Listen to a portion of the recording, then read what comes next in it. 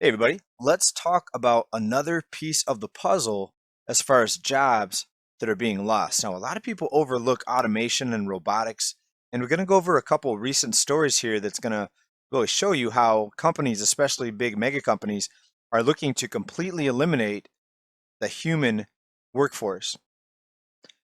Now, there's no way to get rid of everybody because somebody's got to be there to program the bots, to look over all the operations, including the robotics. But it's interesting how the development has increased, especially now if you see so many, as you see so many smaller business owners go out of business with what's happened over the past year. Record numbers of businesses have went out of business, and it's mostly the small middle class mom and pop shop, not the big mega corporations.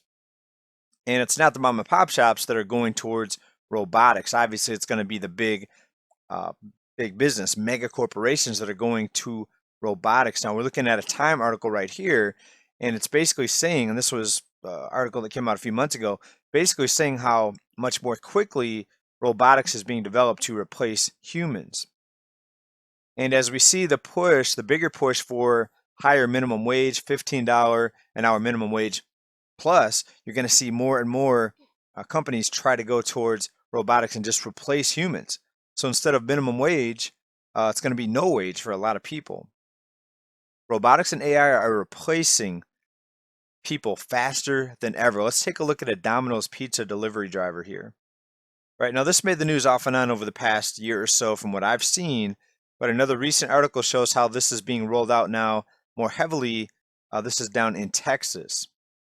And let's just play a quick clip. This is kcci.com.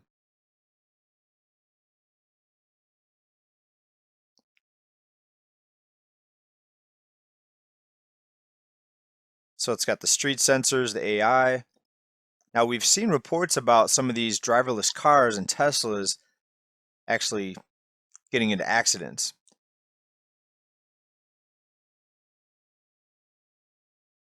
So if this delivery bot crashes into me, I'm going to have to take the pizzas. I'm sorry, I'm going to have to take them.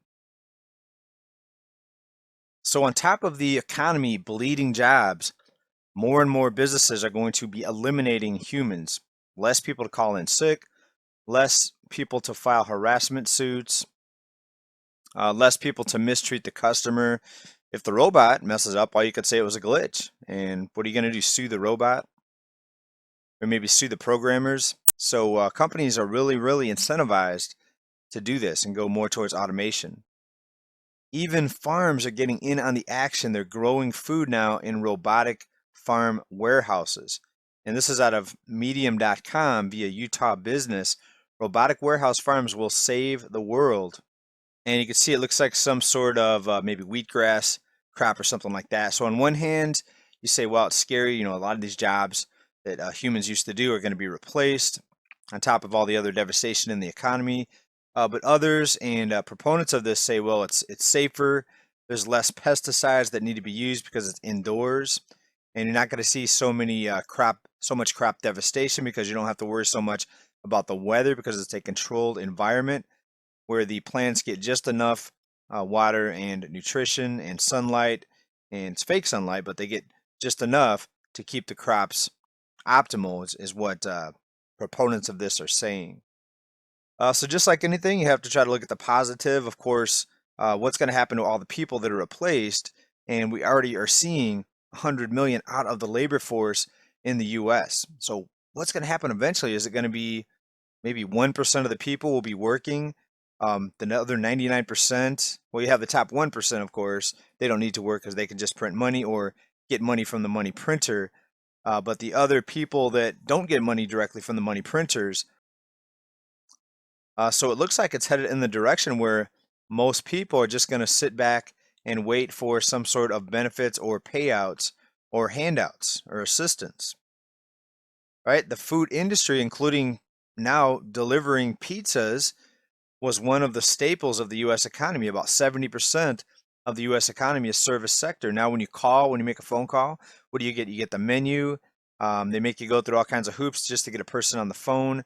They want you to handle your situation automated through the menu. But even before that, a lot of those jobs are outsourced. How many times have you called for customer service to a big company and the person's not in the US most of the time?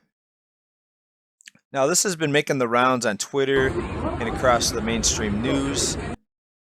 Even police are getting in on the action. This is an automated RoboCop police dog, whatever you want to call it. But this was deployed in an apartment community, and the police are saying, well, police have a lot of danger involved, and they're going to send this dog out to some of the more dangerous situations, and that way the human cops will not be at risk. And it's not so much that this is going to replace the police. I don't think that's going to happen. But the cost of it, and a lot of people are complaining, these things begin at about $70,000. And I'm sure this police dog is a lot more than that. And if you take a look over at Twitter, a lot of people are saying if they see this police dog, they're not going to be so friendly to it. They say, me and the boys, when we come across one of those robot police dogs, you guys know what movie that was from there? Where they were smashing up, I think it was a printer they were smashing up. So we have to laugh a little bit, but seriously, 100 million Americans now out of the labor force. This is going to be a financial apocalypse for so many people. It looks like the top 10% may control the bottom 90% with robotics, and I don't think we're going to see the last of these police dogs. Here's one.